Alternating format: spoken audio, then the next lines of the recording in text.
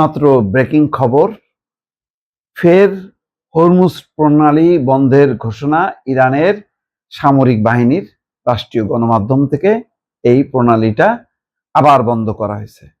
কালকেই রাতে অ্যানাউন্সমেন্ট দেওয়া হয়েছিল যে হরমুজ প্রণালী খুলে দেওয়া হচ্ছে, কিন্তু ইরান বলেছিল যদি অবরোধ প্রত্যাহার না হয় তাহলে তারা আবার হরমুজ প্রণালী বন্ধ করে দেবে।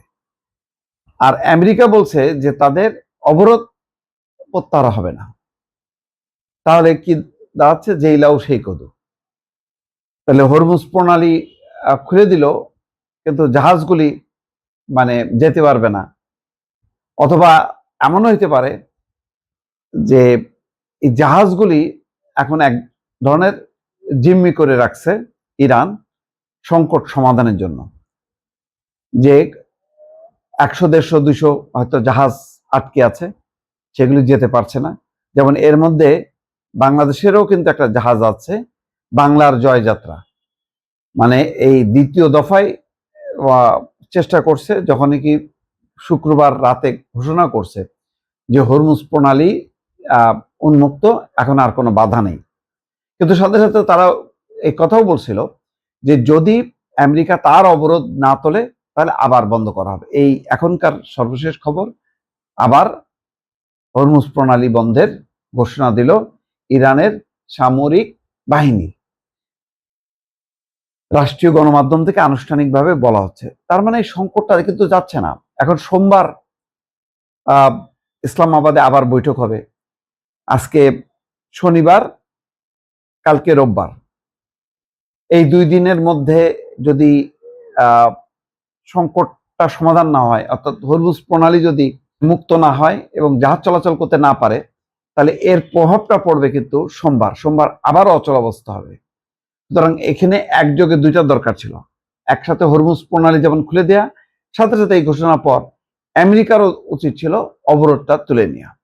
তাহলে কিন্তু সংকটটা সমাধান হতো এবং জাহাজগুলো, তেলবাহী জাহাজগুলি চলাচল করতে পারত। এখন এই যে হরমুজ প্রণালী বন্ধের ঘোষণা দিল, গত রাতেই কিন্তু যখন কি হরমুজ প্রণালী বন্ধ থাকার কথা, সেটা যখন কি তুলে নেওয়া হলো, সেই বন্ধ অবস্থাটা যখন কি প্রত্যাহার করা হলো, তখন কিন্তু তেলের দাম কমতে শুরু করলো। আজকে আমি নিশ্চিত যে আবারও হরমুজ প্রণালী বন্ধের এই ঘোষণার পর এটা তেলের বাজারে প্রভাব পড়বে, তেলের বাজার আবার কিন্তু উপরের দিকে উঠতে থাকবে। তো এইভাবে আসলে হয় না। আমি জানি না পাকিস্তান কূটনীতি থেকে আসলে ব্যর্থ হচ্ছে কিনা, কারণ যখন নাকি ইরান উপর সবচেয়ে যেই ক্ষোভটা ছিল আমেরিকা, সেটা হচ্ছে সে হরমুজ প্রণালী আটকে রাখছে, এবং আটকে রাখার কারণে বিশ্ববাজারে জ্বালানি তেলের দাম বেড়ে যাচ্ছে। তো এখন কি করলো, ওই ইসলামাবাদে 21 ঘন্টার আলোচনা যখন কি ব্যর্থ হলো, তখন তারা অবরোধ করলো, বললো যে তাহলে ইরানেও কোনো জাহাজ ঢুকতে পারবে না, কোনো জাহাজ বেরোতে পারবে না। তো এই অবস্থার পর যখন কি চাপাচাপি চললো, তখন গত শুক্রবার তারা তুলে ফেললো। তো সাথে সাথে তো অবরোধটাও প্রত্যাহার হওয়ার কথা, কিন্তু অবরোধটা রেখে দিল। এই রাখার ফলে আবার সংকট তৈরি হলো, এবং কয়েক ঘন্টা পর আজকে এখন ঘোষণা হলো। তার যেই অবস্থায় আগে ছিল সেই অবস্থায় কিন্তু আবার চলে গেল, এবং জোর করে হরমুজ প্রণালী যে খোলা যাবে না, এটা তো পরিষ্কার। যার কারণে